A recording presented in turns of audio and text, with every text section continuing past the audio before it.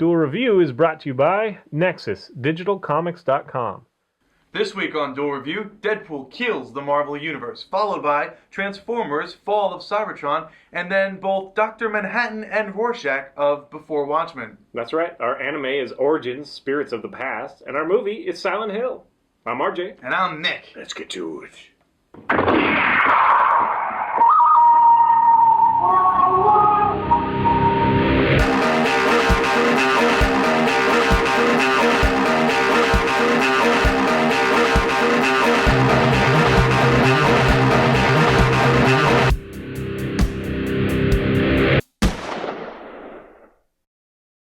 Welcome to Monday the 27th of August. We're doing Deadpool Kills the Marvel Universe. That's right. It's a 4-issue miniseries, and it's been out recently. They just did the last one this last Wednesday.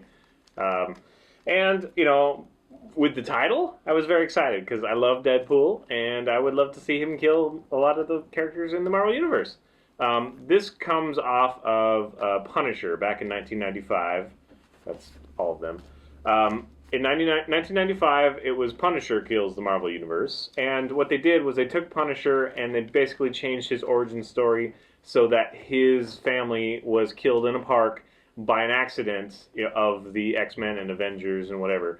And so that enraged him, of course, and then so happens that all the people that have been, you know, wounded by Wolverine attacking them thinking it was Saberwolf or, you know, whatever, or Sabretooth or whatever, Cyclops, you know, optic blast goes wrong and somebody loses half a face. Anyway, all these guys, the ones with money, they are holding a grudge and they're looking for somebody to help them. So they basically commandeer Punisher to take revenge on the Marvel Universe. So they give him all the tools, you know, all the money he needs. And then he gets all the tools he needs by, let's see, he goes after Doom and gets all his toys, you know, sort of thing. He goes after like a database of some of the weaknesses and stuff like that. So he has kind of like this methodical, you know, it's kind of understandable, even though it's a single issue for that one, it's kind of understandable how he kind of is able to defeat a lot of the ones in the Marvel Universe. And he definitely has grudges, you know, there's a big part about Kingpin and Daredevil and... Anyway, it is fun. It's kind of one of those, oh, you guys, you know, funny things from the 90s. That was like the tail end of my first foray into collecting comics. So that one was okay. It was received well just because, again, it's just a single issue, just kind of what if, kind of fun, blah, blah. So this one I was expecting, you know, similar thing. But, you know, I was hoping that it would be an ongoing thing because Deadpool has a lot of grudges. If you read Deadpool, you know, Bullseye's classic and... Taskmaster and Wolverine and Spider-Man, and it just goes on and on. He has all these grudges and all these quirky, you know, and the Hulk, you know, he's had a lot of fun battles. And so it's like, oh, well, you know, something pushes him over the edge, and so he just, you know, takes them out one by one. And I had no idea that it was a miniseries. I didn't hear about it until issue number 1 was coming out, and I was like, oh, I saw it on the list. I was like, oh, crap, I got to get that. So when I found out it was a 4-issue miniseries, and after reading the first one, I started to understand that something is wrong. Yeah. It's not going to be what I hoped for. It's not going to be what I wanted. So, again, I am a huge Deadpool fan. I have to tell you, I do not like this miniseries. I feel like it's a slap in the face to fans. And I read an interview with the creators, you know, the writer, the artist, and I will say that I like the cover art. I think that's kind of fun. Especially because you get like, you know, like screaming Captain America and Iron Man and Storm and whatever. It's fun. That's pretty much where what I like ends. Well, I like the inside art too. I mean, I like. Yeah, it's all right. I chose this because it's colorful and it's well played, and you know, this has got a scene where the Invisible Woman is invisible, but the splatter of her own brother kind of hits her, and now Deadpool can see her. Yeah, so that's kind of fun. They make a big deal out of it's mature and it's a violent comic, and the title says it all. It kills the Marvel Universe, so you know that's what you get. But the first issue, I was kind of like on the fence because it was already we come into Deadpool already having offed most of the Fantastic Four, right. And so we're not sure. You know, it doesn't really tell you what it's going to be like. It's just okay. We're plopped in the middle. Now we get, you know, kind of the backstory or whatever. So at the end of issue 1, and I won't ruin the story in case you want to venture into this, but I wouldn't recommend it. Anyway, So I wasn't quite sure what to expect. Issue number 2 came out, and that's the one with Spider-Man, right? Yes, it that is. one was fun. I thought it was fun, Spider-Man, the way he gets offed, and there was a couple of pages dedicated to that. So that was okay. The problem is that it just went out of control really quick. No kind of story or conflict or anything past that. He also takes out the entire Avengers crew in that in that one comic. Right. So you can tell that they're just not spending the time necessary. I mean, I think it would be so cool if Deadpool was like, this issue it's Spider-Man, next issue it's Captain America, Right, I think next issue it's Iron Man. I agree. So I on think and so that would forth. be so awesome. And Wolverine, they do have some fun with Wolverine. Like he gets killed a number of times because he comes back, and Deadpool. That's the thing about Deadpool is he's okay. There are 3 things that make Deadpool the way he is. He's crazy, funny, pop culture references, all that stuff, breaks the fourth wall. He is the anti-hero. He's good, bad. It kind of depends. Right, He's yeah. a mercenary. You don't know what side he's on. Exactly. And then he has the regenerative. He's very hard to kill. Very, very hard to kill. Those 3 things make it kind of a magical thing. It's just they have a lot of fun with it. I love me some Deadpool. And in this book, he talks about how if I ever had to off myself, this was how I would do it, kind of thing. And he's prepared that kind of for Wolverine and X-23 and Daken and all that stuff. Daken. So anyway, you do get a little bit of these little tiny tidbits of what could have been, but they really just run roughshod over the whole thing. There was no attention to detail. There was no time taken, nothing, and it just makes me irritated. The first one that I mentioned, the one about the quips and the pop culture reference and the breaking the fourth wall, almost wholesale removed. There was so little humor in these books. And when I was reading the interview, they were like, "Oh, well, we really wanted to approach him in a different way, and we stayed away from any of the things that make him, the classic Deadpool. It's like what? They didn't want to go into his conflict between Bullseye or his best friend Bob from Hydra, which is a lot of fun, or Blind Owl, or any of the stuff that's connected to him. They decided to discard that, and that's the stupidest thing I've ever heard. I don't. It shouldn't have been Deadpool then if they weren't going to use any of his story. It's such a failed attempt that it makes me angry because I'm hoping to get a good game from High Moon Studios. Yeah, High Moon, the people who do Transformers, is making a Deadpool game. If you haven't heard. Yeah, that won't be out for a year or two. I think it's 2014 maybe. I thought it was 13. It could be whatever. And we might possibly be getting a movie. And the writers of Zombieland are rumored to be. Well, they are working on it, but it's rumored that they're going to be the writers of this movie, and hopefully Ryan Reynolds will be attached. Blah blah blah. Hopefully.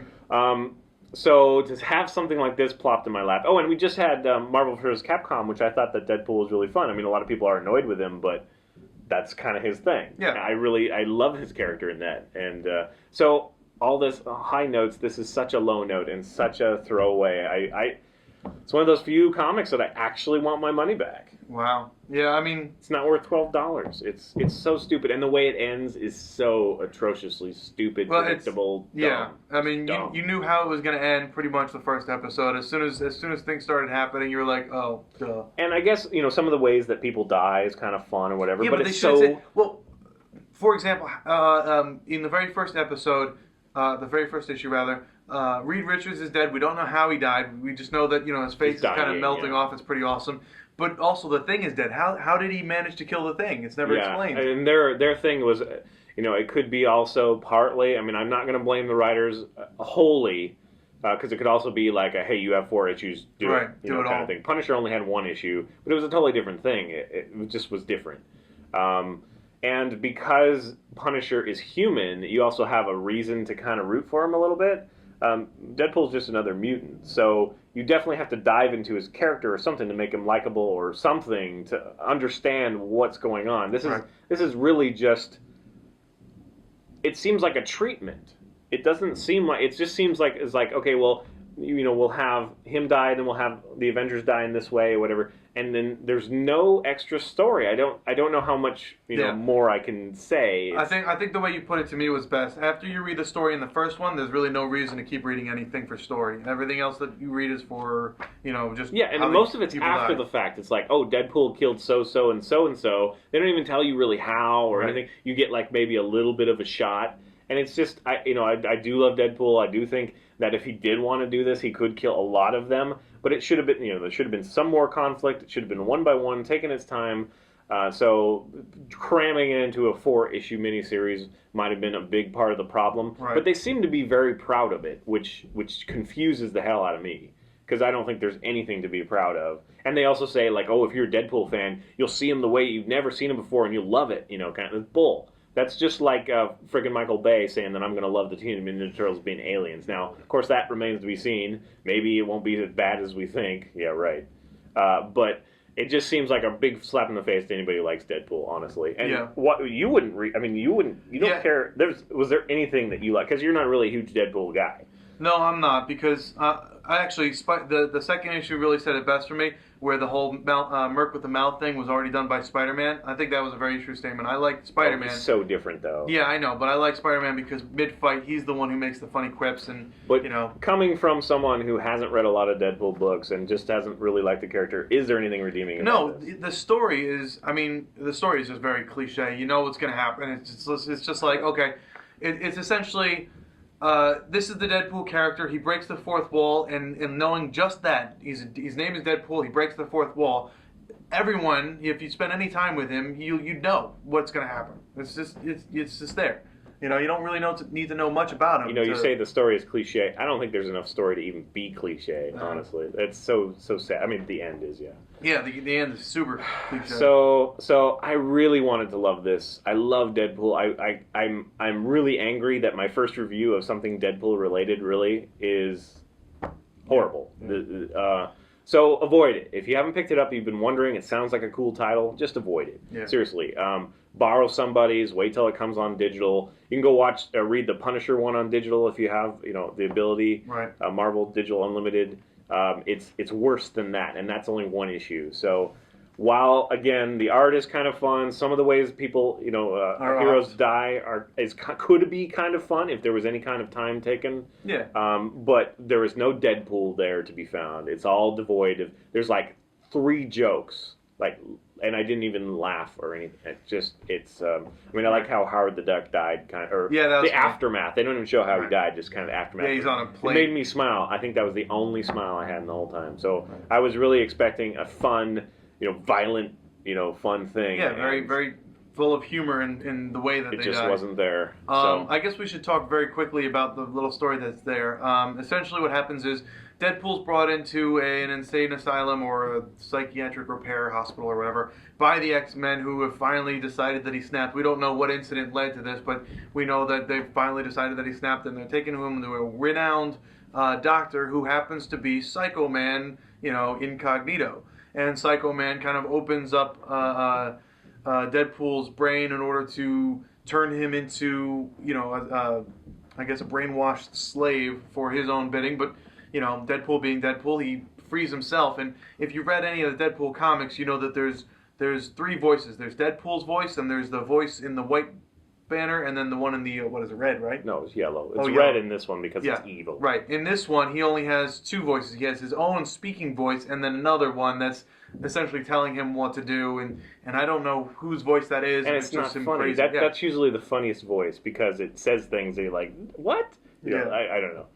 They're just, actually Deadpool's usually the funniest, and then the yellow one is funny, like bad funny, right. And then the white one is the voice of reason mostly, but it also makes fun of him and stuff like that. So right. it just throws that all out the window. There is no time taking. I'm convinced that these guys don't even know who Deadpool is. It's ridiculous. All right, guys. Sorry. I wish it was better. I wish it was something I could highly recommend. So do I. It's not. So that's it. Tell us what you think, please. And if there's any other comics that we haven't looked at, I'm going to be compiling a list of good Deadpool stories, I think, shortly. Maybe I'll do it for one-shots. Maybe we'll do it for a dual review if I can get to watch them. I'll read them. Or read them, yeah.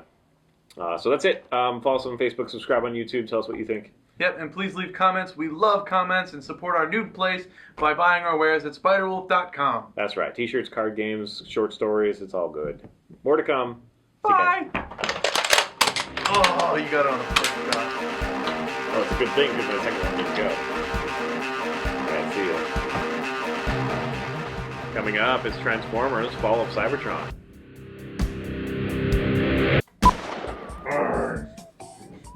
Oh! Cloverfield is attacked! For those of you just joining in, tragedy has struck Fern Gully as a giant tornado ripped the last remaining forest. Or was it rainforest? I think it was a rainforest. The last remaining rainforest out of frickin' whatever.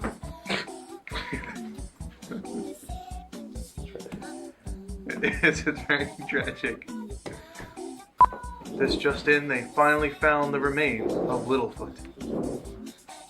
Will we find Sarah, or Petrie, or Spike? Still remains to be seen. And yes, that was a Land Before Time reference. Ah, there's a bike in the frame! Alright, so I think that should be it. Well, you know it's there when Archer sits back down. Nope. Oh, he's up again. Yeah. A little bit more. This week on Duel Review, I don't know.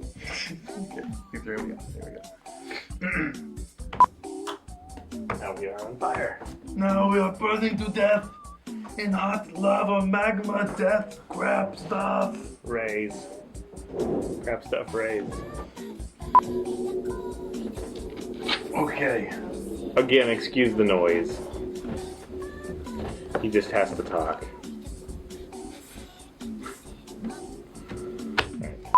All of my friends are dicks to me. Sorry for the long I hate this book review. I so wanted to like it. And the covers are cool. Yeah, the covers are cool. That's it. I'm telling you, that's it. I mean, because if I had to be hard pressed, I kind of like how Thor died. That was fun.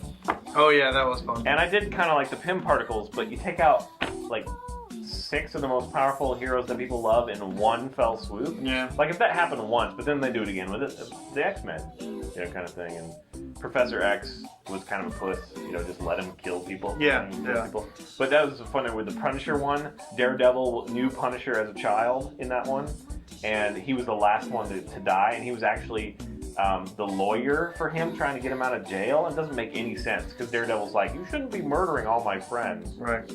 But it's okay, I'll help you get out of jail. Whatever, it doesn't make sense. But this one makes even less sense. It's still a throwaway. I love